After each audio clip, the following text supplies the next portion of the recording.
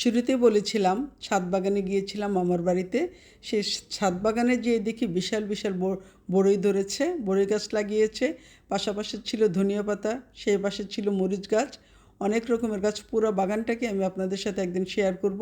তো এখন আমি বড়ই গাছ থেকে কিছু বড়ই ছিঁড়ে নিয়েছি কিছু ধনিয়া পাতা উঠিয়ে। তারপর এখানে আমি মরিচগুলো প্রচুর ঝাল হয়, সেখান থেকে নিয়েছি কিছু মরিচ উঠিয়ে নিয়ে আসছি। পাশাপাশি আমি এখন এই মরিচ দিয়ে, ধনেপাতা দিয়ে এবং যে বড়ই ছিঁড়ে নিয়ে আসছিলাম সেটা দিয়ে আমি এখন পাটায় ছেঁচে ভর্তা বানাবো। আর এভাবে একসময় প্রচুর ভর্তা খেয়েছি। এভাবে ধনিয়া পাতা দিয়ে, নতুন নতুন ধনিয়া পাতা যখন বাজারে ওঠে, ধনিয়া পাতা দিয়ে বড়ই ছেঁচে ভর্তা দারুণ স্বাদের হয়। তবে সেটা হতে হবে টক বড়ই। তবে এই বড়িটা খুব টেস্টি ছিল।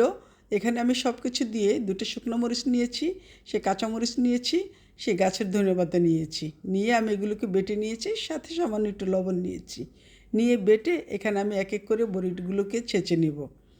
তো ছেঁচে এইভাবে বড়িগুলোকে আমি ভর্তা বানিয়ে নিব। এখানে টক বড়ি হলে আরও বেশি ভালো লাগতো। এই বড়িটা অনেক মজার ছিল, কিন্তু এটা একটু টক ছিল কম।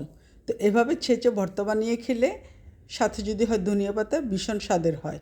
তো এভাবে ছোটোবেলায় আমরা যখন বড়ি গাছে উঠতাম, গাছের উপর উঠে ধনিয়া পাতা আর কাঁচামরিচ বেটে সাথে করে নিয়ে গাছের উপর উঠতাম। গাছের টিনের উপরে বসে বসে সেই ধনেপাতা আর কাঁচামরিচ বাটা দিয়ে বড়ি ছিঁড়তাম, আর একটা একটা করে টুপুর টুপুর করে গালে দিতাম।